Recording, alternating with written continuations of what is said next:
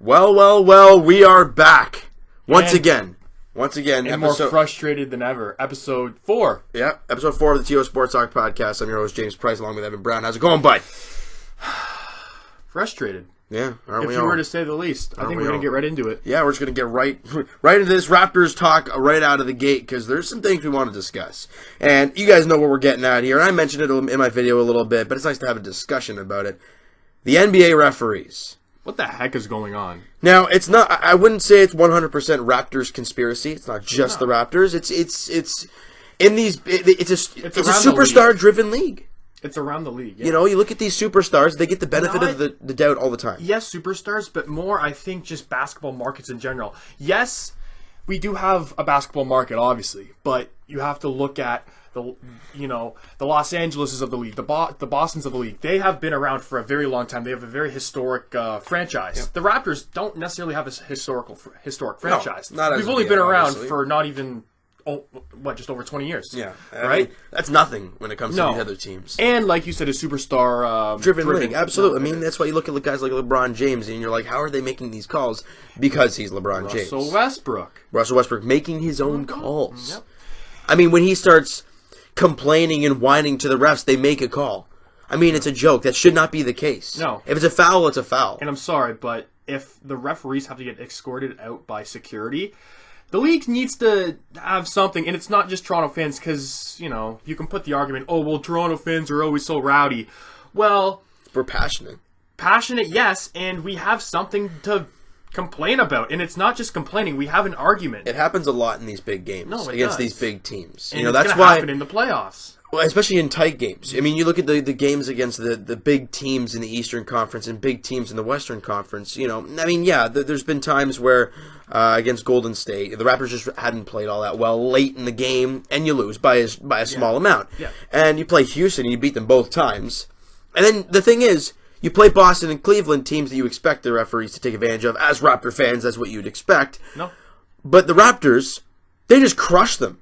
They don't even let the referees whistle do anything. They just say, we're just going to murder them by 10, 15, 20 points. So those whistles mean jack. It's not just the Raptors, but I feel like it does happen around the league. It does, but us being unbiased Raptor fans here, I feel like it happens to the Raptors the most. We don't. I mean, it does. We feel like it does. Yes and no. We feel like it does. And I mean, we don't really watch hardcore these other teams really in depth. And other teams' fans will be able to tell us the same type of thing. But all we know for certain is that NBA refs are awful.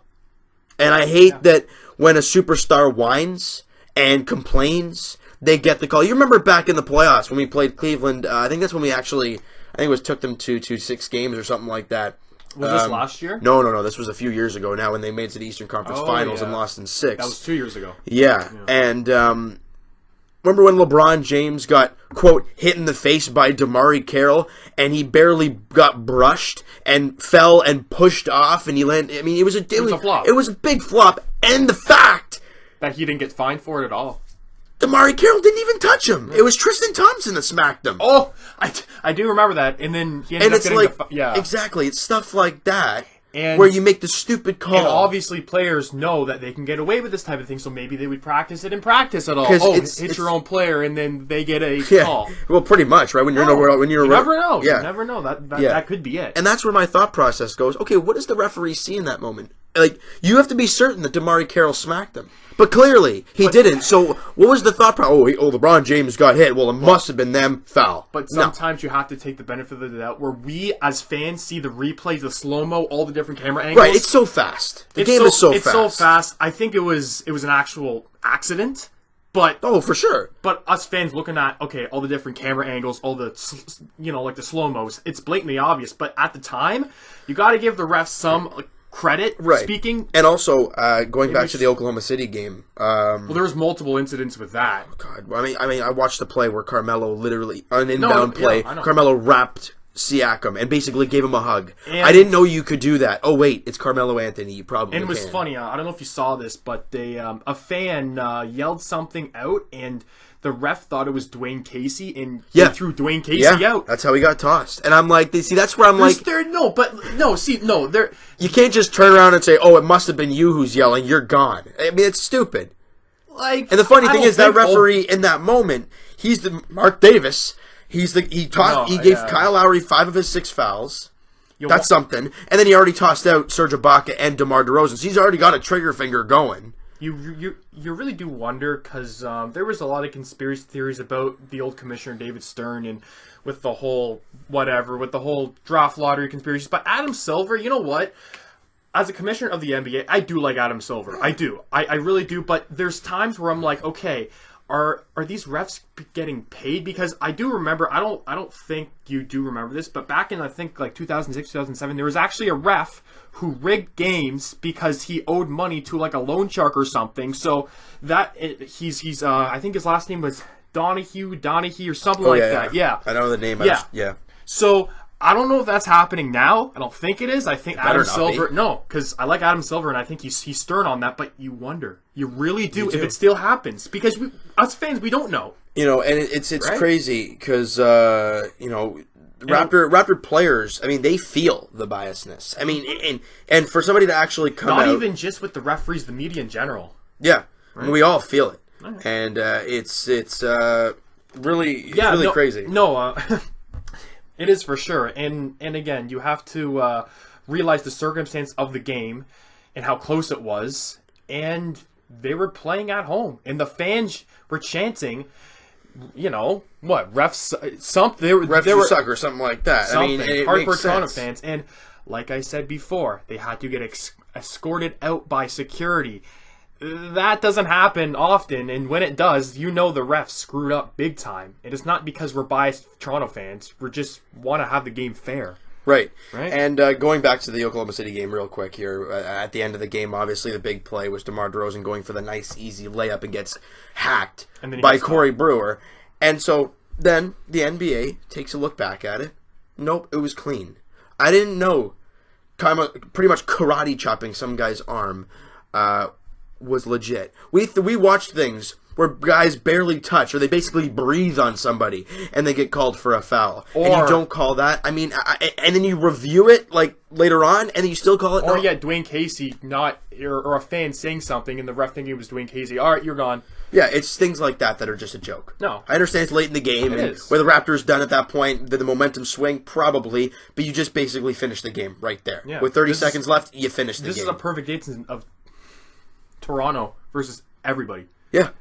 I mean, it makes sense. Now, DeMar DeRozan said after the game, and I think it could have been out of pure frustration, and it could have been, I mean, it probably was a little bit, but he knows what happened.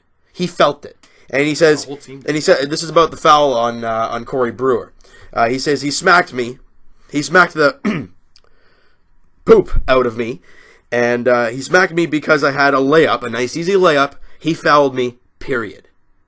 And I'm surprised and to say that with pure confidence, and I mean, I understand he was probably in the heat of the moment as well, but he's not going to say that if there was not contact. He's not going to say that. No, he's not. Clearly there was. There was a non-call, and it, arguably it finished the game. And then Russell Westbrook making his own calls. What did Steven Adams say about Serge Ibaka again? Something about kneeing him in the nuts or whatever, or something like that. I mean, that's what he said, or something along those lines. But I'm actually gonna... It's just, I don't know. I mean, really, this game doesn't matter. It does to Raptor fans, because if we won that game, we would have won 12 straight, a franchise record. And that would have been gorgeous. That would have been nice. It would have been really, really sweet. Didn't we lose to Indiana before the OKC game? No, we beat Indiana. Oh, we did? Yep, Oh. On the road in Indiana. My bad.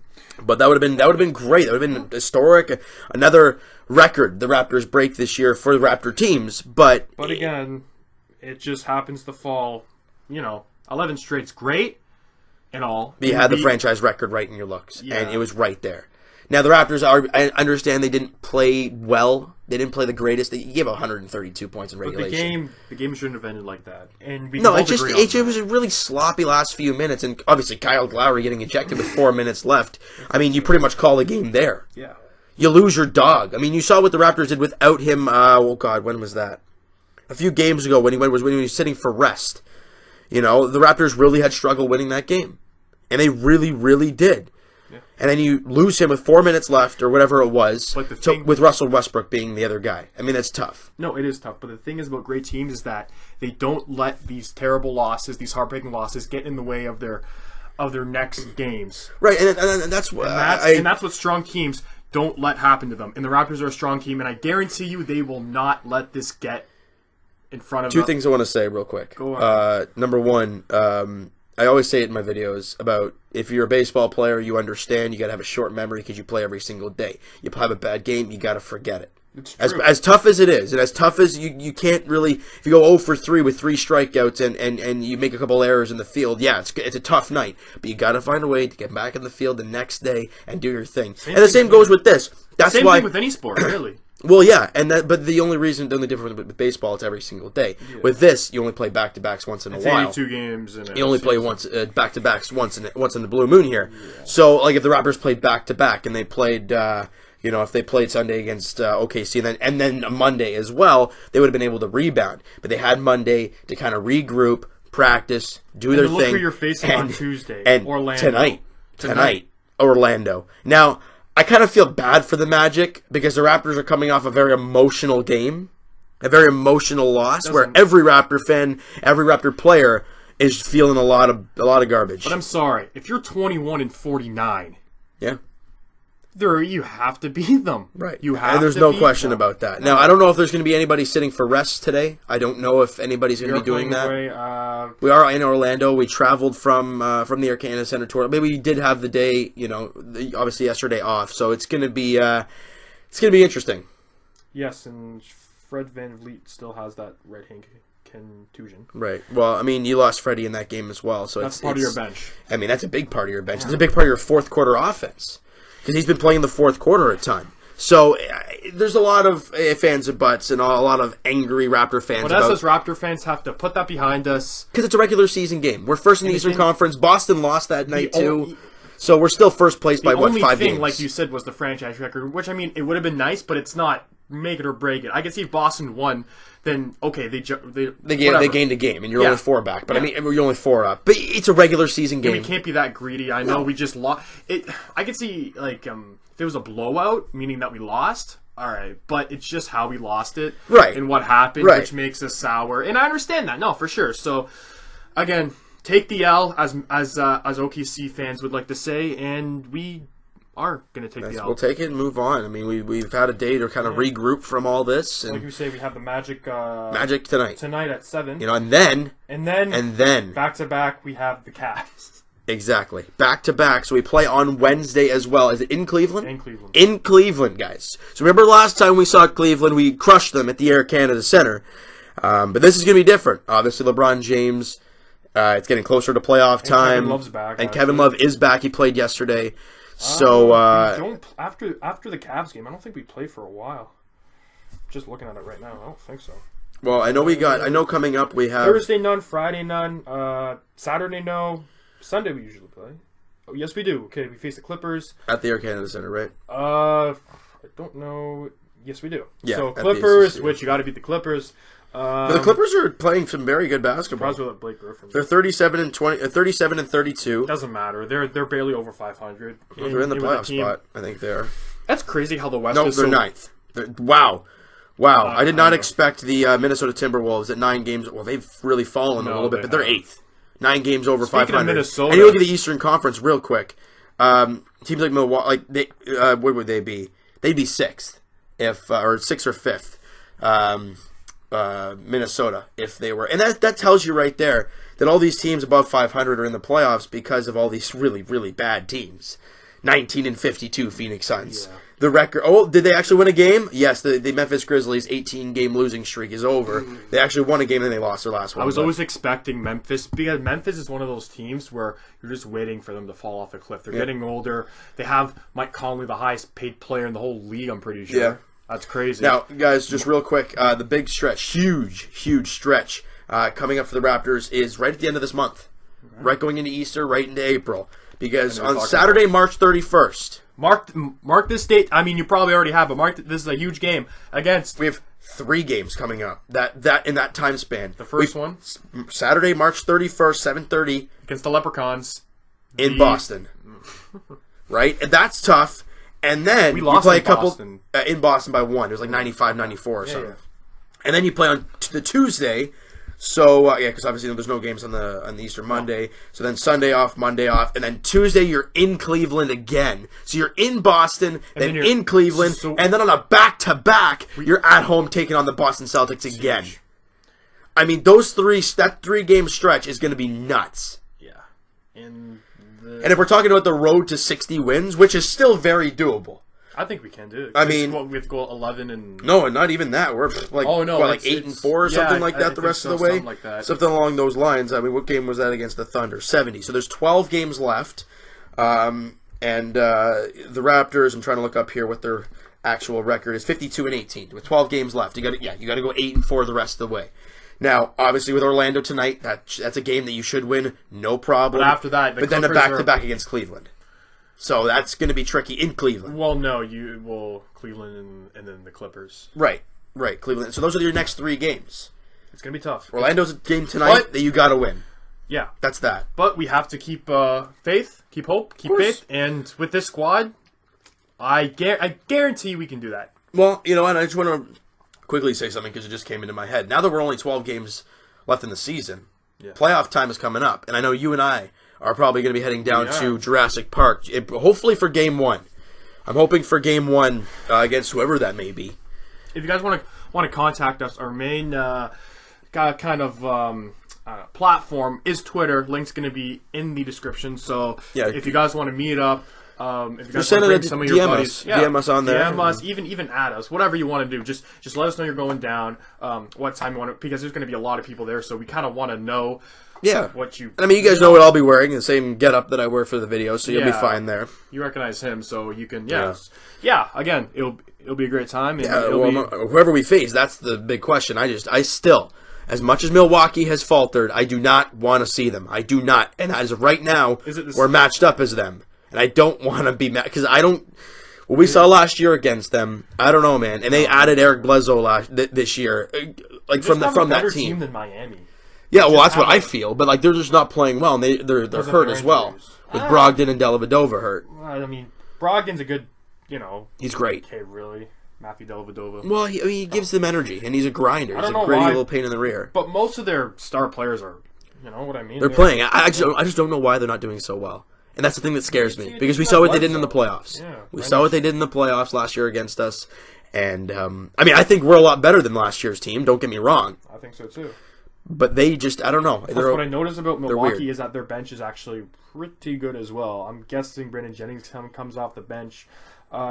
Jason Terry as well. Yeah, we saw what he did against the Raptors in overtime, knocking down those damn corner threes. He's 40. That's insane. Jabs Muhammad, he's probably starting, I'd imagine. Or maybe not. But, yeah. But anyways, yeah, it's a toss-up, but no. Miami for sure, then Milwaukee, then... Well, Philly's not even in the conversation right now. They're 9 games over 500. They're 39-30, I think it is. 39-30. You look at the play. I mean, Milwaukee's got 8th spot. And they're what? How many games difference between the two? That was only 2.5 games. Yeah. But down the stretch, with only 12 games left, and Philly's playing well. One more win for the 76ers, and they pass the Wizards, or the Tigers. Wouldn't it be a great first round matchup that I'm looking at right now? Cleveland versus Philly. I mean, man, that's going to be a good series. And if Philadelphia does end up beating the King... That'd be nuts. That'd be insane. I can just see the headlines. LeBron to Philadelphia? Is LeBron going to pull a Kevin Durant and go to a team that beat... You know what I mean? I want to talk about that for a second. All these teams, LeBron anywhere. We've heard LeBron to the Lakers. We've heard, obviously, LeBron to Philadelphia. Is this legit? Is this something that is actually being thought out by LeBron, or is this just the media trying to hype stuff up for nothing? Well, of course it's the media, because that's their job. But Tyronn Lue did take a leave of absence. Yeah, he's stressed the hell out. He always looks stressed the hell out. Well, I wouldn't blame him with the team he has right now. But, again, the media is doing their job when it comes to hyping it up. But I can't see LeBron leaving. Even if it doesn't work out this season, I can't see him leaving for a different team because how much better are the Lakers than the Cavs? Yeah, I don't know. I really not. They're definitely not. With the addition of LeBron.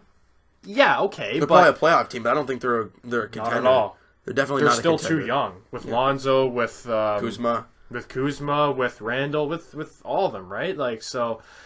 And then the other one was again going to the 76ers, but they're still young. Yes, they're a playoff team because this year, but they might run into cap problems though down the road. Yeah, with Simmons and Embiid and LeBron. Not even right now. JJ Redick with the pretty. Yeah. Well, I mean, he's a very good 3-point specialist, obviously, but I don't know. I don't know. I think that he's gonna stay in Cleveland, even if they don't do well this season. I think that he's gonna because he has new toys. With Larry Nance, Jordan Clarkson, Rodney Hood, he has new toys. But the thing, what I've noticed about those guys, they haven't been consistent for him. I looked at one of their losses. It's a new team. It's a new right. But they're expecting like 3 or 4 guys in the rotation to be, and all 3 of them, like the main, right, are still young. They're still young. And for Cavs sure. fans have to be patient. I mean. Like he's 32. LeBron James is what? Is he 33 now? If he's 32 or 33. 33 or 33. So and he's still playing unreal. Yeah, it's terrific. It's awesome. No, it is. It is. And he's definitely going to be like one of those players that I think he's going to surpass because Kobe retired at what 37. I think he's going to retire around probably 38, 30. Nah, I don't know. I don't know. I got a question for you before we wrap up to the basketball content here. Yes, sir. LeBron or MJ? That's just a quick question. It's just a very broad question. Very broad question, but I know it's a big one. No, I want to hear what you because I know you were a big basketball fan back in the day. So you have to look at points per game. I don't know what LeBron James's whole career stats are. If you want, you can look that up right now. Do that now. Yeah. But I know MJ averaged over 30 points a game in his career. That's insane. That is absolutely insane. I get he played with the best wingman to ever play with any other player with Scottie Pippen. They had the best coach in history with Phil Jackson. 6 championships don't mean they do, but they don't mean anything towards a certain player. Yes, MJ did win 6. LeBron's won what, 2 or 3? Something along those. I think 3. I think it is. What's his career? He's averaging 27 points a game. He's close. He's averaging 7.2 assists a game. He's close. And he's averaging. Where's the rebounds here? Just what Jordan did with the whole flu game against the Jazz again, with the whole his last shot in the 1998 finals versus the Jazz. I know I still gotta go. I still gotta go with MJ. LeBron's close. LeBron isn't far off. I get he only has 2 or 3 championships. I don't even know how many he has. MJ has 6 championships. They mean something, but they don't mean as much. Everything. Exactly. Yeah. Exactly. Look at Adam Morrison. He has a championship, and then look at Allen Iverson. No championship. So you know what I mean. But I gotta go with MJ. I gotta go with the GOAT. How about yourself? Well, I mean, being obviously born and raised in the LeBron era. You see his greatness. He's clutch. Of course, but Michael Jordan's Michael Jordan. But just watching his old tapes, it's unbelievable. Nuts. No. It's insane. Some of the shots that he makes, some of the moves he makes. I mean, some of the highlight reels, and not even that. It's the small plays as well. And plus, it's the players around him too. The team worked together. Dennis Rodman, like I said, Scottie Pippen, winning six championships. It's nuts. And having the second best record in the entire NBA league history. Versus Golden State, obviously, right. But going 72-10, that's real. And then they won the championship. Yeah. That following year. Yeah. And if Jordan didn't retire the second time, I think he would have won more. And to put it into perspective for people, or the first, I don't know, first or second. The Chicago Blackhawks. We talk about how they've been such a great team over the years. They've won 3 championships in the past, whenever they started being 3 and 5 years. Michael Jordan's got 6. Yeah. He's doubled them. And like I say, it's the first time. If he didn't retire the first time in 94, 95, he would have won probably more. No team could stop. That's why the Knicks haven't won a championship. They had their best team in the 90s. They couldn't win because they couldn't get past Michael Jordan and the Bulls. They couldn't. So Michael Jordan with that team, with with Tony Kukoc, with like I said, Dennis Rodman being the one of, if not the best rebounder in ever, right? I got to give it to Jordan and having the best coach, Phil Jackson. We all know what he's like on the Knicks. Well, what he was on the Knicks. Yeah, oh boy. That was a mess. But as a coach, the best coach in history, Phil Jackson. Wow. 100%. Over Pop? Over Pop. Wow, there you go. Okay. Because again, he had the dynasty with the Bulls and the Lakers too. Yep. Remember with Shaq and Kobe? So even better than Pop. But Pop's up there, but yeah. Wow. I'd have to go with that's some strong statements, I know. That was quite entertaining. That was quite the entertaining topic right there. I didn't expect all that, but that was quite fun. Now, from the hardwood to the ice. To the ice, baby. Leafs back in action tonight. After a couple days off. Yeah, they got the Tampa Bay Lightning in Tampa. And with no Matthews or Freddie. Wrong. I just got the update. Freddie Anderson will make the start today. Because I saw on CB24 this morning that Matthews will not play and Freddie Anderson was doubtful. So, okay. Yep, Freddie Anderson will start today versus the Lightning. He's probably not, but that's fine. We're doing well without him. What's the point in bringing him back? Really? We still have games left. It's not like he's going to come into the playoffs ice cold. He's clearly close to being back. Now, quick question for you. McElhaney's been unreal. McElhaney has been unreal for the 3. Absolutely. Was it 3 games he played? Would you ride the hot hand with him? No. No? Okay. I mean, I think down the stretch, yes, give Freddie Anderson a few more days off. I think that's something they should do. You sure? You wouldn't want to start. You wouldn't want down the stretch play Freddie Anderson, so he's I don't want to playoffs. Okay, I'm not going to say that like two of the last 3 games he's going to sit. Rest I'm probably going to say like the last 3-4 games of the season I want him to play right through, unless there's a back-to-back in there somewhere. Yeah. But other than that, I want to see McElhaney in the last 10 games that we have to probably get at least like 2 or 3 starts. He's been unreal. He's been fantastic. I mean, this guy, like, he came in the middle of the game against Dallas. He held them in the game. Yeah. Then won it in the shootout, and then has won his last 2 games. He played the next night. That was the back-to-back against Buffalo. Mm-hmm. Then you beat Buffalo. Then you play Montreal and get a darn shutout. Again, it's against Montreal, but still, though. Exactly. I mean, that's nuts. He's been fantastic. No, he has, and just a year ago we picked him up on waivers. Oh, who's this guy? Curtis McElhaney, a career backup? Yes, he is a career backup, but he's performed. When was the last time? And I don't even know this. If anybody, vintage Leaf fans can help me out, or statistical Leaf fans can help me out. Oh yeah. When was the last time the Leafs had 2 goalies with 10+ wins? Well, McElhaney is now 10-4. Reimer and Bernier. So, Mr. Vintage, okay. You're not going that far back. I mean, yeah, but they were useless, so it doesn't matter. No, and plus, Bernier and Reimer at the time were both known as starters. Curtis McElhaney is not known as a starter. He's known as a career backup. He's played 16 games this year. He started 13. He's got 10 wins. And actually, I looked up this stat last night. He's, out of the 15 games, he has the best save percentage in goals against. Out of any goalie in the league with 15 games played. That's incredible. Or less. It's incredible. Yeah, you know what I mean? But so, he's arguably... I think he is the best backup in the league right now. Why not? I mean, the guy. I mean, in his 16 games played, he's got a 209 goals against average, and a 935 save percentage. And when it comes to 3 stars of the game, he's been 5 first stars. Yeah. 5, and he has 3 shutouts. Yeah, and we obviously know who our starter is, Freddie Anderson. No question about it. As much as McElhaney has been playing great, you're paying Freddie to be the starter, and he's been great. But why don't you ride the hot hand in McElhaney, and then give Freddie Anderson more of a rest?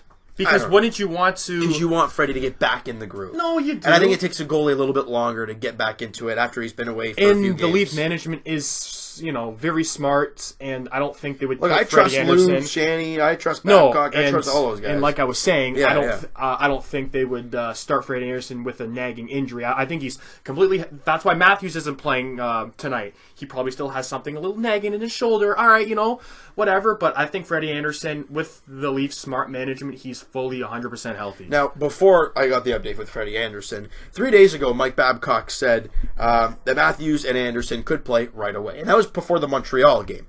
Obviously, that's not... Well, they could play right away, with it, which tells me that they're healthy enough to play, but you don't need them to play right now. Well, not even that. I think that they are healthy to play. I think they're 90%. Both of them are 90%. But you want them 100% going into the playoffs. Exactly. That's what you want. And especially with your star player, Austin Matthews. Now, clearly, Freddie is fine 100%. Now, and he's good to go. Matthews might be a little bit, or they're just giving him another game just to kind of get back into it. because like I said, the Leaf management is not stupid. They're smart and what they're doing with the players when they are coming back from injury. So Freddie Anderson, he said I don't know if he's starting tonight. He is getting the start tonight. Is he getting the start tonight? So he has to be 100% healthy. Matthews, 90%, 95%. If he's not playing tonight, I'm not going to be upset because I know how close he is, and I know we still have 10 games left. And Tampa's been struggling, and we haven't necessarily struggled scoring-wise without Matthews. And going on to that, what about Andreas Janssen, the kid? Yeah. Tampa lost against Boston. James was just showing me the 7-2-1 in their last 10. They haven't really been struggling all that much, but it doesn't really matter. And Platts because as Leaf fans, we know we're on the road either against Tampa or Boston. Now, who we want, we'll get to that in a second. We'll get to that in the questions, which are going to be at the end, after the Blue Jays segment. Exactly. So we'll put all the questions on that were asked on Twitter and everything. We'll be getting to those at the end of the video. And the timestamps are going to be in the description. So if you want to just skip to the questions, go ahead. But like you said, Andreas Janssen, what a night for that kid. Just the smile. You know what? This is probably the first goal I've seen where I actually almost teared up because when me and you were watching the game on Saturday, we it was 3-0. We were just okay, whatever, turn it off. But we didn't see the goal live. And I was so upset. No, I was so upset. I was too because you got the update. Oh, Andreas Janssen scored, dude. We shouldn't have shut that game off. You were telling me. Yeah. But I watched the actual goal later that night, or I think sometime in the morning, and it brought a tear to my eye because you can just tell it's genuine. Excitement. He's jumping up and down. Yeah. And the thing I love about this Leaf team is the camaraderie. And the great thing is, look at the guys who hugged him and were smiling. Actually, about that, everybody who hugged Andreas Janssen played with him on the Marlies somehow. Carrick, Dermott, Hyman, and Nylander were all on the ice when that happened, and they all played with him. I don't know about with him. Yes. Nylander played with him? Yes, he did. For the playoff run. Pretty sure. He just came to the Marlies last year and then he got hurt in the playoffs.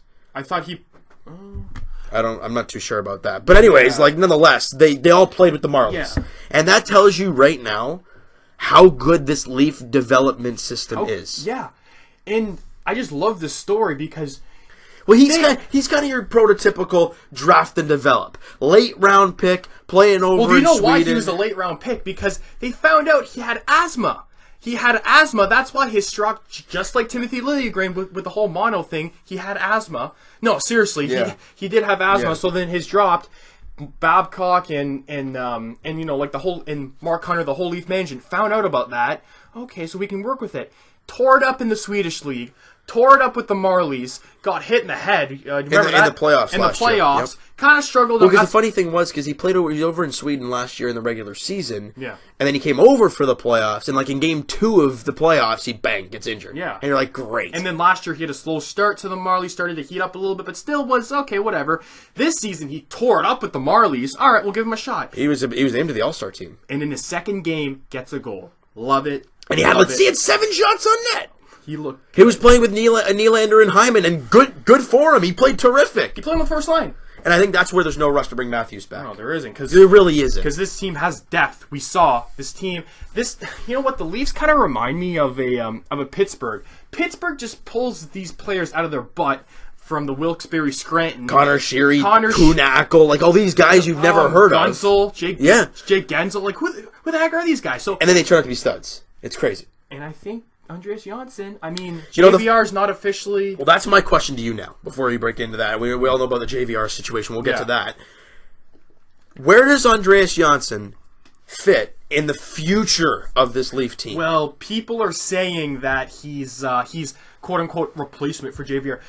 These two players are totally different people. Totally different players. Yeah. Andreas Janssen doesn't have the size. Andreas Janssen doesn't stand in front of the net. Andreas Janssen doesn't have the physical presence. Well, JVR technically didn't use physical presence. But he's big enough to hold his ground. And it's he is. And however, Andreas Jansson's got the speed, the hands, the shot. The shot, yep. So, and he just has to get more bulky because I don't think he's going to grow anymore. No, I don't think so. He just has to, because he's 175 pounds? Yeah, and that's the funny thing about this Leaf team, guys. I mean, we know what, obviously, Andreas Johnsson did, and we've seen his skill. I mean, I was actually there at the Dallas game where he got his debut, and that was nuts. That was game 3, actually, for him, I think it was, because Freddie's been out for 3 games. He left in the Dallas game. That was Johnsson's first game. We played Buffalo, and then we played Montreal on Saturday. Oh, I thought he played only 2 games.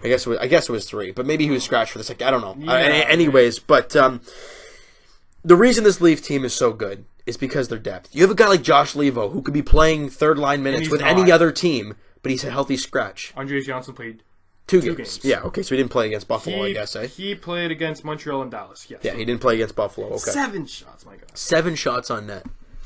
It's just the story with Andreas Johnsson. It's like... And they were quality shots, too. They weren't just like floaters that just, were easy peasy. I don't think he's going to be staying up with the Leafs. Because Sperry Cap and Travis Dermott, those players are staying with the Leafs forever.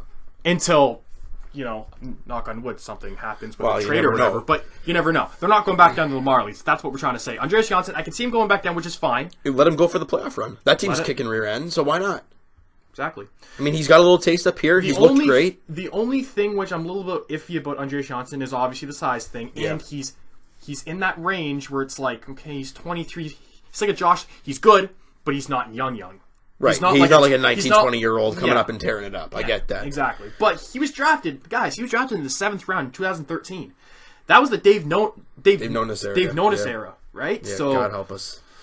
God help us from that era. But just by looking at his statistic on Hockey DB, he hasn't struggled in any league he's played in. Because he rises to the occasion. He hasn't struggled I think he played with Frölunda. He didn't struggle there. He didn't struggle with the Marlies at all. Clearly. He hasn't struggled with the Leafs at all. No, he's looked fine. Other than his size, he does get pushed around a little bit, but I think that's something he has to get adjusted to. Yeah. And he has all summer to bulk up. Now, moving on from the whole Andreas Johnsson thing, because I love the kid and I love what he's done. JVR. Where does he play this year? No, next year. Is he a Leaf next year? I want to, but I can't see him signing with the Leafs. No, I can't either. He said he's not having a hometown discount, which I don't, because he wasn't. I don't blame him. He's what, almost 30 years old, and he's like. I'm kind of wondering about that, because hometown discount, does that mean New Jersey? Because he was born in New Jersey, so does that mean the Devils, or does that mean Toronto? I don't know. Hometown discount. I mean, it's probably Toronto, but I was kind of wondering about that. The thing is so if you, all right, let me just. How much is a JVR player worth? Well, he's got 31 goals this year. He's making and he's one of the best in the league in tight. He's making $4.2 million. A team would see how much more is he going to be making from that? He's going to be making. Is he making 5 or 6? I think so. Well, I can see that. I can see that as well. And teams, but is that such a big increase that the Leafs can't afford that? And that's what I was thinking of, because you can, not easily, but that's pretty much right now. JVR's new salary is JVR right now, and then Matt Martin, because Matt Martin's making what, 2.5? Yeah, I don't think JVR's going to get almost 7. I don't think he's going to get that much. Like, put in perspective, it's going to be like 6.5. I'm just saying, though, that's that's not that big of an issue, but teams are going to be, it doesn't matter what JVR wants, it's what other teams are going to give him. That's the thing, because... And it depends how bad he wants to be here, because he knows if he's here, he can win. JVR could be asking for $6 million, let's just say, but a team, I'm just throwing it out there, I know you don't want to see it, I don't want to see it, but let's just say Montreal, here's $7 million.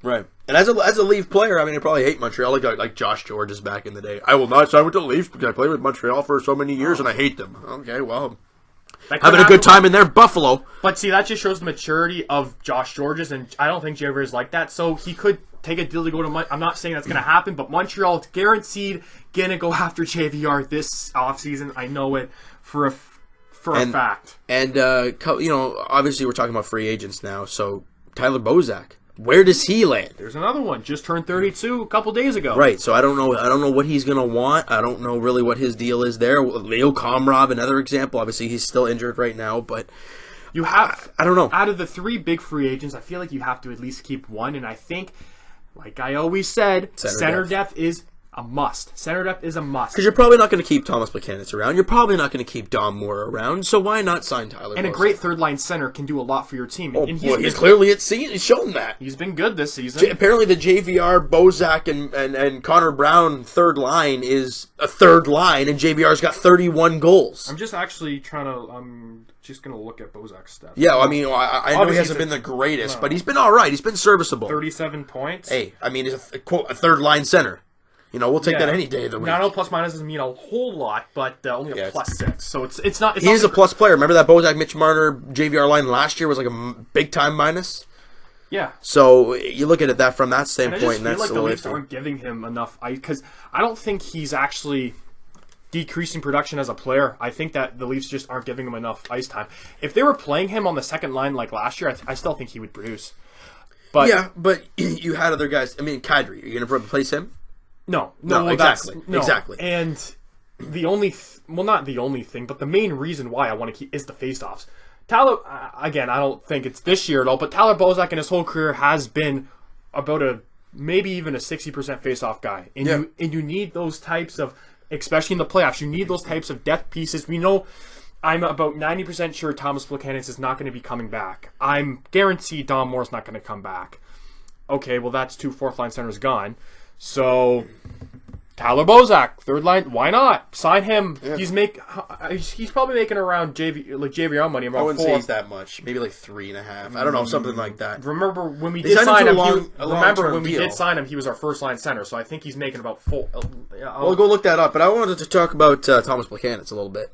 You know, there's been a lot of Leaf fans bashing him hard, and I get that because he hasn't put up any points yet, and he really hasn't. I mean, he's had some chances, but he hasn't buried.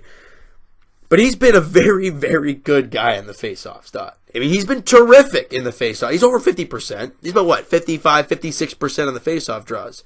And this is your fourth-line center. And you have Bozak, who's been great. Kadri's been great.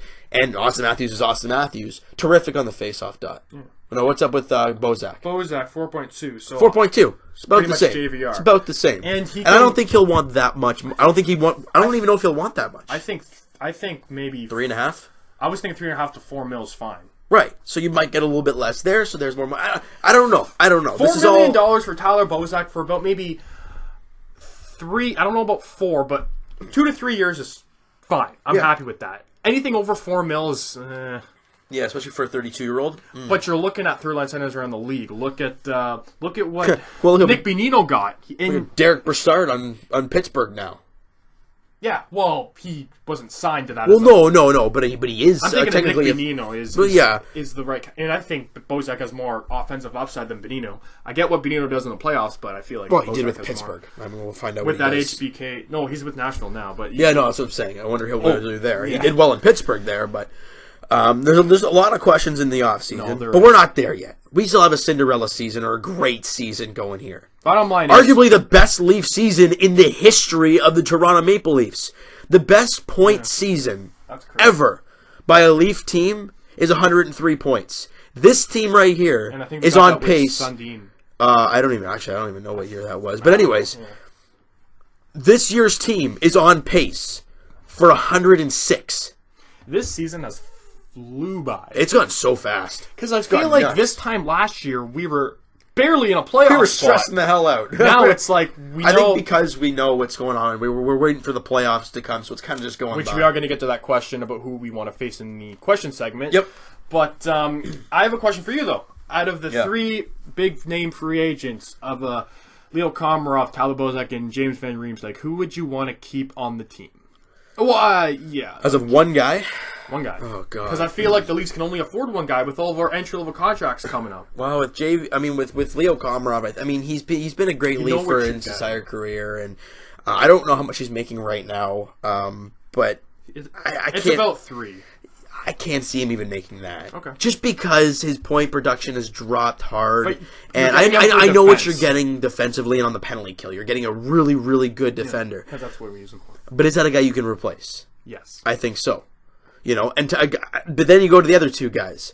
JVR, arguably one of the best guys in tight, tipping pucks, finding loose pucks, being really close in tight. I mean, we've seen games where he's on the red line beside the net and he finds a way to roof it. You look at the game, you look at the Oh, okay. With the Dallas game, you know, where the Leafs were down 4-2, I think it was, and he made it 4-3 because the point shot, I think, was from Morgan Riley. He gets stopped. He takes a couple whacks at it, and then he just gets it on his stick and just roofs it water bottle area. It's crazy. I mean, no one's making that save. And Leaf fans are saying, oh, well, we can replace him with Kapanen or Andreas Johnson for that matter. Can those guys do that stuff in tight? No. That's where I'm like, man, to have that type of guy is nice. Even in the league, those players don't grow off trees. No, they really don't.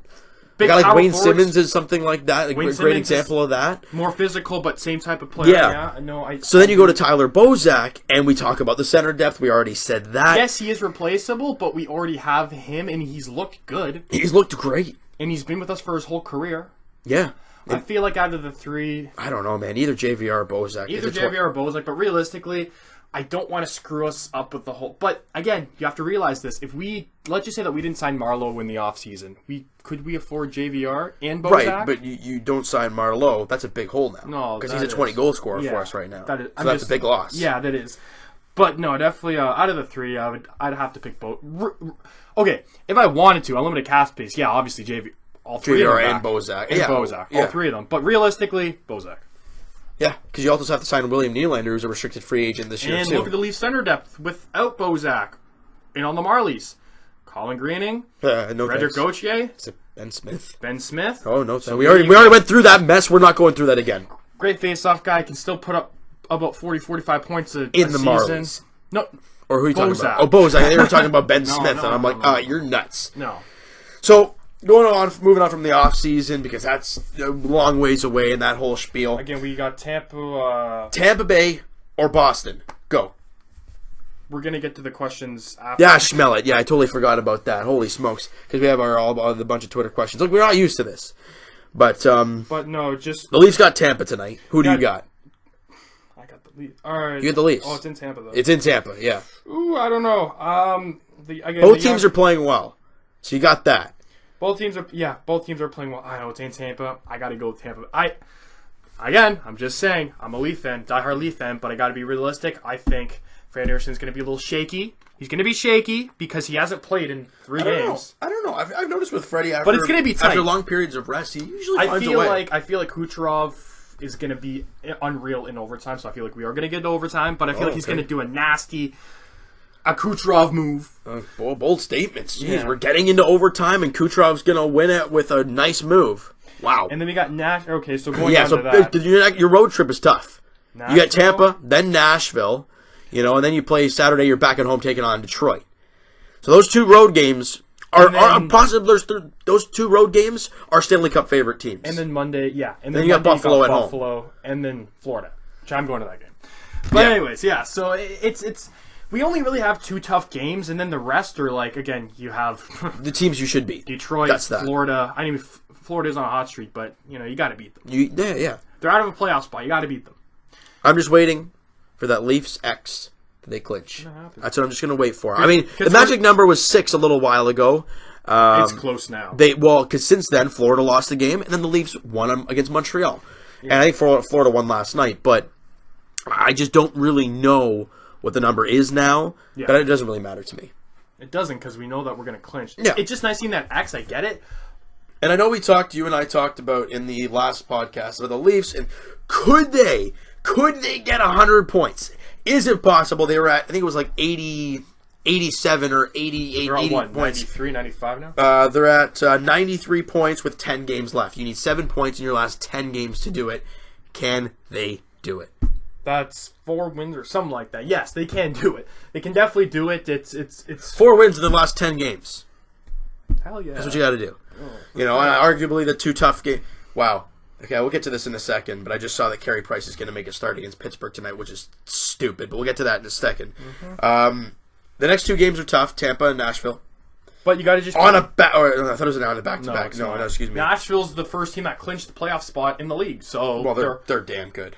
They're a good team. And then you have a little bit of a break with the whole Detroit on Saturday, Buffalo on Monday, and then Wednesday, Florida. Yeah. Right? And then after that, you play in New York on the Islanders on Friday, back-to-back against Winnipeg at home.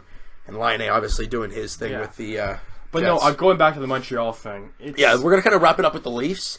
kind of breaking everything down, what happened in the last week. And we're Johnson, Selly. Right? And we previewed a little bit of what's coming up this week. Now we'll get to kind of a little bit of around the league when it comes to hockey, because as I just saw here, that Carey Price will make his first start since February 20th, which is stupid. Just like the whole Montreal friggin' organization. Not even for the whole Tank for Darlene thing. If he obviously still has something nagging about him, why wouldn't you shut him down for the year? Regroup. Because if I'm not mistaken, Carey Price got shut down last year around the same time. Well, it made sense because they weren't in the playoffs, but they weren't going in. So why bother? Well, Shea Weber has a foot. I think he has a foot surgery or something, but the whole team's pretty much shut down. Pacioretty's gone too. Look at their injuries. Pacioretty's gone. Victor Mete's gone. Shea Weber's gone. Daniel's gone. Philip Deneau. Andrew Shaw's gone. David Schlemko. And Alex Hemsky, but whatever. Yeah. But most of their money. He's just going to lose confidence. And it's not even that you don't need to play him. What if he gets hurt again? Why wouldn't it's worse. And plus, Charlie Lindgren has looked good. I just don't understand what Mark Bergevin, Greg, is it Greg Molson, the owner? Oh, it's some Molson. I don't know his name. Jeff Molson, maybe? Jeff Molson. It's something Molson. I mean, I can't really blame the coach because it's not up to the coach's decision for that. I think it's to start the goalies. I think it is because it's not the GM. Is it? It's the GM's not making the coach. So I don't. Clark Julian as well then too. Honestly, the whole organization. Charlie Lindgren has looked good. You saw me to the ends of the leaves. That game could have been 8-9-0. Even exactly, and even Antti Niemi. Yes, he has struggled. He's still Antti Niemi, but in the past, 3 or 4 games, he's looked okay. Now he has over a .900 save percentage. And great thing for Leaf fans, Andre Palat is back for the Lightning as well after a 26-game absence. I didn't even know he was injured, but there you go. Well, I just jinxed it because I said at least Palat's injured. Obviously not. Knock on wood. But no, back to the whole Montreal thing. We kind of went through this in last week's podcast, but Hab fans, if you're listening to this, please tell me what you're doing. Actually, you know what? Keep on doing what you're doing. Sign Mark Bergevin to a 10-year contract. Why not? Yeah, and then trade Pacioretty for sign Tyler Poza or something. Yo, exactly. Because do a 1-for-1 swap because apparently he loves doing that. Exactly. And neither of them have worked out. And then trade for James Reimer, then have a $14 million goaltending tandem. Yeah, that's a joke. Carey Price is making $10 million, and this team's not a playoff team. Oh. But anyways, that's about wrapping it up for hockey. I think so. I mean, we're moseying along here pretty good, and now to the baseball field. It's getting a little warmer outside. It is. The sun is shining here. The sun is beautiful in the studio. Beautiful. But yeah, and the Blue Jays. I mean, we're getting that. J.A. Happ is starting. We are 9 days away from the first game of the season against New York. Wait.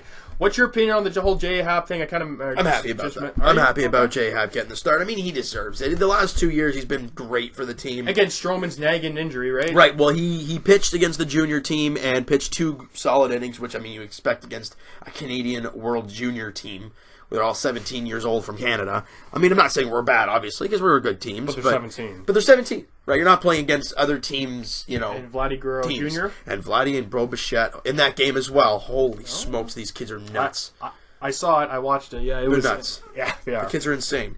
But a look ahead, I mean, Marcus Stroman, obviously, doing great in his first start of the spring, and Marco Estrada is going to be pitching today.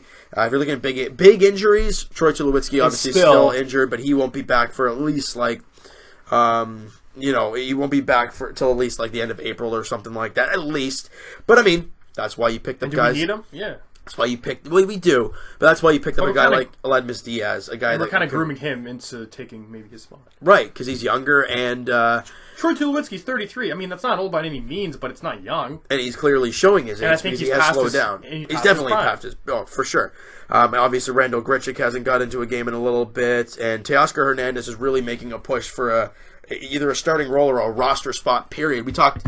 I think we talked about it in the last about how you podcast. Would not want to start them with the Jays. Well, not that I wouldn't want to. I just didn't think he would.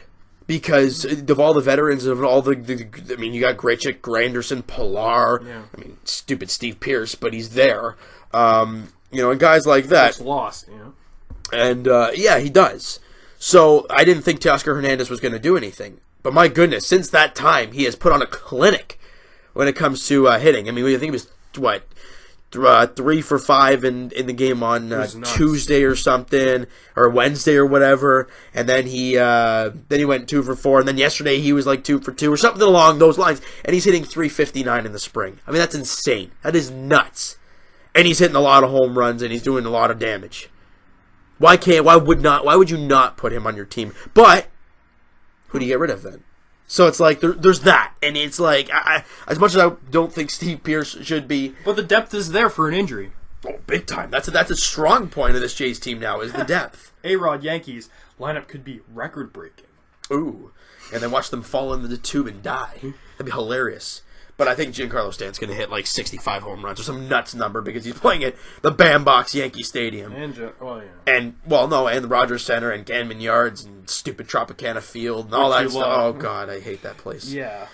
But it's going to be tough against the Yanks, for sure. Well, that's the first game of the season is on, I think it's a Thursday at like 3:30 or something. So not this Thursday, but 9 next days. Thursday. 9 days. Not this Thursday coming up. It's the following Thursday. Baseball is starting. It's nuts. So we still have one more podcast to talk about. Yeah, well, next podcast, it'll probably be the Montreal series, where they play a couple games at Expo Stadium.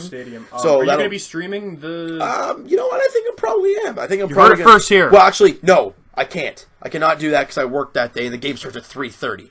But I might do it the next game 2 on the Friday night. I might be able to do that. That's something. But again, I'll keep you guys posted about all that kind of Twitter. stuff. Yes, exactly. You know, but wow. You know, and it's funny. I just got an update here, and it's just a quick thing I want to mention. But Marcus Stroman is shocked about his overall rating in MLB The Show, and I am too. What is he? What do you think? What do you think? Like, take a guess. I'm going to say an 82. That's pretty low, right? Yeah. Marcus Stroman had one of the best ERAs in the league last year. He's young. He's very young. Yeah. He had a great record on a team that couldn't really win a whole lot. He's a 76 overall. Oh, my God. For a guy that's one of the most promising pitchers in the league. Unbelievable. That's nuts. That is unbelievable. But anyways, it's a video game. Who the hell cares? I just wanted to mention that because it was shocking. I could just see you just being like, all right, up, all of his stats. Yeah, there you go, 85. That's where he should be. Why not? Unless they're doing like NHL and like diminishing ratings a little bit, but I don't know if they're doing that or anything. Yeah, but just looking at anyone else's ratings here. But it's when we're looking at this Blue Jays team moving into the season, and we're that close. We're really close. The pitching rotation has really started to take form, especially over the last week. You know, Aaron Sanchez has pitched twice. He's been terrific. Yeah. I think he's gone 4 2/3 and then 6 1/3, and in both games he only gave up 1 earned run. Estrada's looked. He hasn't pitched yet this week, but he's pitching today. Okay. But he's been great in the spring so far. Jaime Garcia, a guy we picked up for the 5 spot in the rotation, he's going to take Joe Biagini's spot, no question about it. Because Joe Biagini. I mean he hasn't pitched all that great in the spring. Joe hasn't. And then you look at what Jaime Garcia did, and in his 3 innings of work in the spring, in his first start, he went 3 clean innings, no problem at all. And then in his last start, he went 5 innings, only gave up 2 hits and not a single run, didn't walk a batter, and struck out 3. Clean as a whistle. Now, how about the bullpen? The bullpen has a lot of question marks. There's a ton of question marks because you know who's at the end. You know you have Roberto Osuna at the end. I mean, can he be consistent? You've got Ryan Tepera, who has had a really bad spring, but again, it's the spring. You never know. You got guys like John Axford, Tyler Clippard, 2 guys like that who have come in on 1-year deals, kind of older guys, but have done very well in the spring. Can they take a bigger role? Guy like Sang-Won Oh, who they signed in the offseason, excuse me, and that whole thing, you know, the whole, what is it, his visa or something, is all screwy right now, so hasn't even touched spring training baseball yet. But he looks like a guy who could possibly be a late inning guy that could really work. I mean, again, it's still going to be a question. Since Brett Cecil left, who the heck's your lefty? It could be Aaron Loop. It could be Tim Meza, who's been great in the spring, but can he be the guy? I don't know. Not sure. There's so many questions. And, hey, if Jaime Garcia takes the 5 spot, you add Joe Biagini to the bullpen, and that's where he is good. Yeah, he's not good for this. Yeah. No, he hasn't been great in the starting rotation at all. No. We saw that last year, and he's had an okay spring. And actually, Justin Smoke has taking the form. Actually, I'm just looking at his. He's been great as of late. He had a really slow start to the spring, but as of late, he's been great. And it doesn't matter. I mean, I don't care who has a garbage first 20 games of the spring, as long as it's preseason. It's spring training. You could hit like I said. Teoscar Hernandez hitting 359 in the spring. He could go 5 games without a hit to start the season. Who knows? And Curtis Granderson has been a pleasant surprise. A 1-year deal, he's more veteran guy. Yeah, kind of. But his home run total is going to be fun to watch this year. Because he had 24 home runs last year with, I think it was the Mets. I'm not sure exactly. But he's already hit 4 or 5 home runs in the spring so far. That's one month. Yeah. No, not even about a month. His age isn't showing at all. He's and I think the reason they got him is for his clubhouse. He is such a smile guy. Like we talked about Andreas Janssen about how he's all happy all the time. Curtis Granderson is a very happy guy, and I'm very proud of him. And I think he's really going to be making a big impact with this team. Even if it's for a 1-year deal, he's a veteran guy. That's what you want. A great presence, a great if this team doesn't go anywhere, and they flatline and they have to trade some guys. Maybe even flip them for a pick. You bring up some of your young guys like Teoscar Hernandez if he doesn't start the season. Guys like Dwight Smith Jr., guys like that, and you let this great veteran outfielder like those guys are, and kind of see what he's got. Right, show the kids the ropes. And I think that's just a great reason of why I love what Granderson is going to be for this team. In the outfield as well, with the whole... He's not a bad player. And also... The outfield depth is great, but it's really crowded. And that's why the Jays had to let go of Ezekiel Carrera. They had to I think he signed with the Braves on like a 1-year deal or something. Which is whatever. Yeah, because for one, it's a 1-year deal. Right. Second of all, he's in the National League. And so that doesn't really matter. Yeah. But 9 days away, though. 9 days away, and you look at the crowd, like I said, crowded outfield real quick. You got Granderson, Grichuk, Pilar, Steve Pearce, and that, there's your 4 outfielders. I don't know what's going on with me right now. Anthony Alford, who's obviously injured right now, but he was a guy that could definitely go after that spot. Dwight Smith Jr. has been great. Ramon Fields, a guy that not many people have heard of, but he's had a fantastic spring. He's been playing with Buffalo I think it was last year. He's a guy that could have made the team a little bit. Is he young? If I'd say he's like 24, 25. I'm going to guess. He's not too old, not too young, but there's so many guys that can play in the outfield. That's great. It makes it exciting too. It does. It really does. And you've seen some of the young guys. Obviously with Jose not coming back, Right. And I'm really happy the way they're going about not rushing the prospects. We talked about a guy like Danny Jansen, the catcher, who got glasses and then he started hitting the ball like crazy because he couldn't really see. And that was the whole thing, because last year he tore every level up, and then he ended up in Buffalo. And I thought, well, maybe he can make the team out of camp. I don't think he's on the roster now. He'll probably be playing with Buffalo. That's fine by me. Yeah. You don't need to rush him. No, because you want to develop your young guys, and that's why with Vladdy G and last thing I want to talk about Blue Jays. Last thing. Okay. Marcus Stroman said after his start that I want Bo Bichette and Vladdy Guerrero on my team this year because they can do so much to help the team. Yes. They probably can. However, these guys have not played a game in Double-A. Neither of them. So why would you skip? If this Blue Jays team doesn't go anywhere, because with whole arbitration thing, I think it's like 6 or 7 years you got to have service time in the big leagues before you can hit free agency. Yeah. That's why Donaldson hasn't hit free agency yet. But with these guys... Why would you want to burn off... Exactly. Why would you want to burn off a year if we're not going to be good? So it doesn't go by games? Like, once they're up, that's when you're gone. That's it. Oh, wow. That's why bringing up Anthony Alford last year for a little bit kind of bites the bullet, because you're like, well, he barely played, then he got hurt. So our question to you, would you bring up Vladdy G and Bo Bichette? Bo Bichette this season. But I say no, because do you need it? Bo Bichette and Vladdy are shortstop and third base. No. You have Donaldson and Tulowitzki, I know. And they haven't even played in Buffalo at all. So they haven't even played in New Hampshire in Double-A. No. That's probably where they're going to start this year. Yes, they look good. So, would you rather them look okay with the Jays or tear up? Would you rather them look okay with the Jays and burn a year and have the Jays not be good? Or tear up? Tear up Double-A, as we all expect they're going to do. Yeah. And have the Jays, if they're good, they're good. Sure, great. Sure, it won't look as exciting opening day without them on the roster, for sure. Well, yeah, of course, but you don't want do the right thing for the future. That's what that's what Shapiro and Atkins are probably going to do. They're just going to send him down to AA, and that's just that. And that's why that's where they should start, because they both tore up high A ball in Dunedin. Yeah. So go to AA, see what happens, because that's the big step. A to AA is the big step before you know if they're going to be good big leaguers or not. And that's where we will really, really see what this team's all about. All right, so we're moving on to the questions, the final stage of the podcast. Guys, send your questions every Tuesday. Yes, Twitter. Send your questions every Tuesday if you want to. Questions that haven't been answered would be more appropriate. Yep. Right. That'd be great. Okay, so from Michael, what team do you want? Now this is going back to the Leafs here. Yeah. What team would you want the Leafs to play in the first round? Tampa or Boston? Oh God. You first, sir. Well, Tampa scares the crap out of me just because their offense is insane, their defense is great, and Vasilevsky. And nobody's injured. Right. And then you get Boston, who we have a history with. Who we definitely have a history with, and I would love revenge from that 2012, I think it was. 2013. Well, it's probably 2012, 2013 season. Yeah. But yeah, I don't know. Like, Boston, as much as like... Boston won against Tampa. They beat Tampa, and they've been... Like, you remember the start of the year? When they were awful and the Leafs beat them twice? Yeah. And now... And they were out of the playoff spot. Now they're just tearing everybody new, and they're top 2 in the league. Again, who's that quickie here? That rookie that made his debut with Boston. Let me just check. He tore it up. I'm not too sure of his name here. Let me just... But if it had to be me...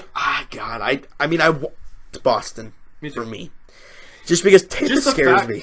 And plus, just the fact, I think it would be more of a defensive playoff series with us. Like, it would be more close goals-wise. It'd be like 2-1 games, 1-0 games with Boston. Right, I feel like with Tampa, it would be all offense. It would be all offense, and then one game they might blow us out 6-0, then we'll blow out them 5-0 or something along. Yeah. Or it might be tight games for us and us get blown. I don't know. I don't know what would happen in the playoffs, because the playoffs are a different beast.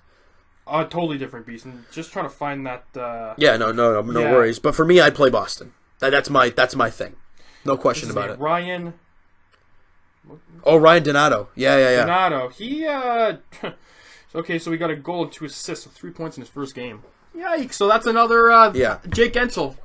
Possibly. But, so that's Michael. There's your question. Boston. Both for Boston. Both of us for Boston. Okay, second question. And also because of the history, I kind of want revenge. That's another reason why. Switching over to the Raptors here. Are the Raptors the only team getting bad calls by the officials, or a lot of teams of these, or I guess around the league, getting the calls as well? Who was that? Who said that? Noah Burgess. Burgess? Burgess? Yes, Noah. We kind of talked about this when, during the whole Raptors segment. We're biased. We don't, I don't think... We're biased to an extent. Because we don't watch the like the rest of the games around the league, right? So we see what we see. And when these big teams come in, the referees find a way. But just the whole media thing as well doesn't help. So, yeah, I do feel like it's a bit because we are the only Canadian market. The whole thing about Canadians, I don't know who said it. I think it was Gary Payton or something. This was going way back, but saying that Canadians don't have the passion. They were talking about the Canadians men's with like Wiggins and I think it was Anthony Bennett on the Canadian basketball team during the Summer Olympics, I think. And I'm pretty sure it was Gary Payton saying, they don't have the passion as the Americans, which is not true. We don't. Have you been up here? Have you seen what our Raptor fans are? We may not have the talent, which we don't. We are nuts as fans. We are insane. So I don't think it's biased. I think we just think it's biased because we only watch Raptor games. And maybe it's a little bit biased. Maybe it's just a little bit because over of the whole media thing. Like, yes, are referees bad? Yes. Do they happen in other games? Yes. Is there a little bit more when it comes to Raptor games? Possibly, but I don't know for sure. No. And the whole media thing does kind of speculate that it is just us, but I don't think it is. You never know, though. And there's actually a second part of this question. What do you think that we should change? They should change about it. I'm guessing the league. The league? Oh, boy. I mean, maybe don't be stupid and call fouls that should be called. Well, no, not even that. I feel like it's just they're not going to change it until the Raptors do win a championship. I know that's so, it's not that far off the season, but I think that's the only way that the league will get the league still doesn't respect the Raptors at all. And I think they have to win at least 1 or even 2 championships for the league to respect the Raptors. Because before LeBron James got drafted to Cleveland in 2003, Cleveland was nothing. Cleveland was a team that had a couple playoff runs like the Raptors. They were around for, a little while. Their best franchise player before LeBron James was goddamn Mark Price. Yeah. Great shooter, but not a, Hall of Famer type player. But basically what I'm saying is that the Raptors need respect from the whole league to fix this whole problem. And I think a championship, maybe even 2. Honestly, for the picky. My thing is, even if the Raptors get past round 1 here, and they let's say they take on Milwaukee and they beat them, and they have to let's say they have to face Cleveland, they find a way to beat the Cavaliers. I think they get respect. If they don't, no matter what, that means they'll beat LeBron. But I just know what Stephen A, what Skip Bayless is all going to say, but it doesn't matter. You got to win that championship, and I feel like I get that, I understand that, but then it is a step in the right direction, though. Look, everyone's talking about LeBron's just going to beat the snot out of them again. If we beat LeBron, there's nobody can say anything. Oh, at least you don't have the championship. Look, okay, what if we win a championship? Well, you ever won 2 championships? They're just going to make up something else. Yeah, but I think at least one championship to get under our belt, then hopefully some respect. But who we got? Oh, thanks, Noah, for your question. Yes, we got 2017-28 TBC champs. You've been around for a while. Yo Mama's Coins. Right on. Is that his username? That's, well, again, hey, I you know love who it. you are. You got Cito Gaston in your... okay. Why did Casey not give Babe more minutes? Because he was more efficient. Why wasn't Lucas Nogueira... I don't know. I think it's just trust. trust. I think it's just because, I don't know. I'm actually not too sure about this myself. I don't know if JV and Pirtle were in foul trouble at that time. I don't know exactly. But they wanted to get a different look. And Bebe gave them 6 great minutes, going 5 points, 5 boards on 2 of 2 shooting. And he got the N1 as well. And I mean, he was terrific. But I think it's just trust mainly. I think it's because you don't expect Bebe to give you 20-odd minutes and give you 15 points, 10 rebounds. But again, you don't expect that. If you have the hot hand, why wouldn't you play him more? Well, there's that too, right? And only 6 minutes, especially because a guy went 5 and 5. Yeah, you might want to give him a little bit more minutes, especially since he was doing that well. Why didn't he? I don't know. I think he has his rotation and the whole trust thing. And yeah, when it comes to the hot hand, it's limited 6 minutes. And it's Lucas Nogueira, for Christ's sake. Because he could miss his next 3 shots. And I don't know, it's then you're like, proven. Great, we left him out there too long. Yeah. So it's like there's that. I think that's the reason why he didn't, just because of he's just a guy that if you threw in Lorenzo Brown and he shot a couple threes and knocked him down for you, are you going to keep him out there for the rest of the game? Not really. Or would you rather have one of your bench players go? Right. Yeah. So would you rather Freddie VanVleet out there?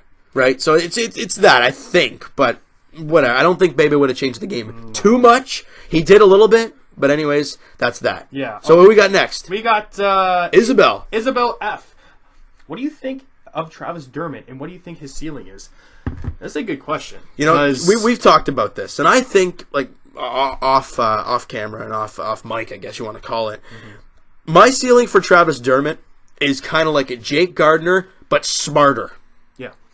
Because he has because he's still young. He has the mentality of a Jake Gardner because he's. I'd say right now that he's smarter than Jake Gardner. As really bold as that is to say. No, it's true. He makes a lot of small plays to make things happen. You look at. I mean, if he's in a tough situation, he'll just dump the puck in the corner. He has the size. He has the skating's the best thing about him. He has the size, the skating, the shots. Yeah. Right. My ceiling. And he's 21 years of age. Yeah. That's insane. But to answer your question, Izzy, I think he's Isabel, at least a top 4 defenseman. That's my opinion on that. Points wise, can he get to a top 2? Well, I mean that's a lot to ask of Dermott, but you never know. Send down Morgan Riley. I don't think he's going to be Morgan Riley. Riley's elite, maybe even I don't think French, but definitely elite for sure. Mm-hmm. But ceiling wise, I would put him Jake Gardner, 35-40 points with a good plus minus and a good.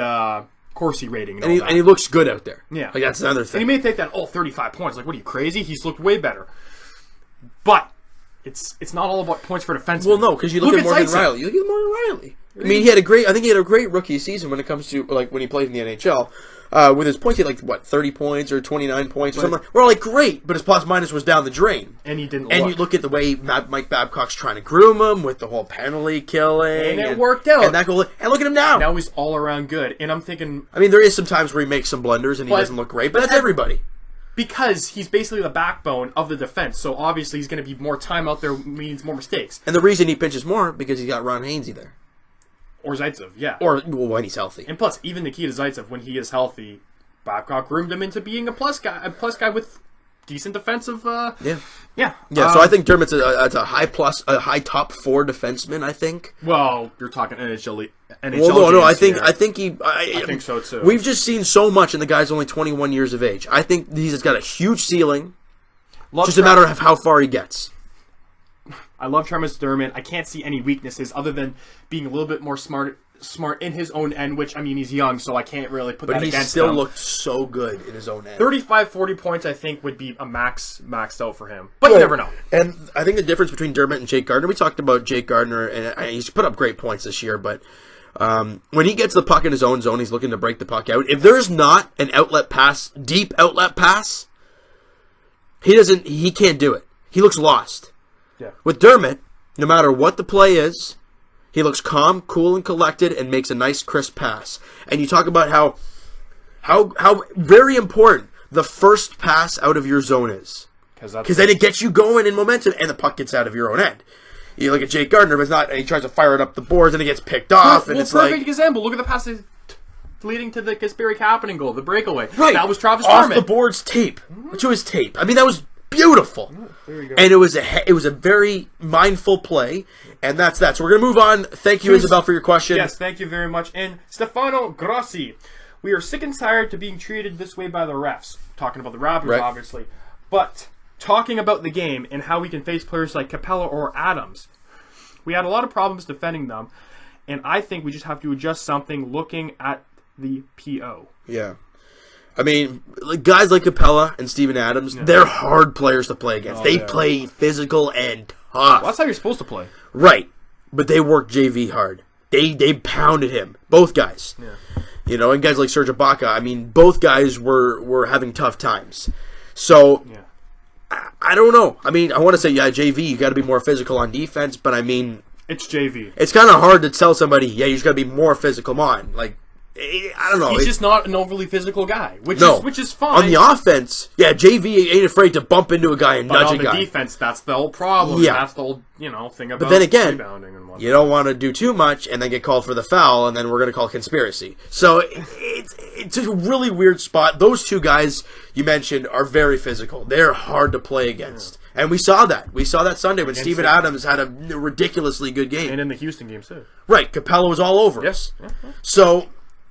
there's a lot of things that team has to adjust when it comes to playing physical, especially with your big men inside. We've seen a lot of good games with them like that, like JV against Drummond has really become a really nice matchup. Yeah. I don't know. I really believe that, they outworked us. Their physical ability. And that's what I don't think the Raptors do have going into last week's podcast. Their physical rebounding, they don't get up there hard enough. The other, like you said, Capella defensive rebounding. Right. Capella and Adams, they crash the offensive glass like crazy. We don't have They get in there hard. And that's why DeAndre Jordan, but we need him to come off the bench, and I don't think he would want that, so that's out of the question. And his offense is kind of a liability. Yeah. Other than his dunks. But other than that, he's useless. And the money. Right. So there's that. But that's going to do it for the questions. We appreciate every single question you guys ask. Every Tuesday. For next week.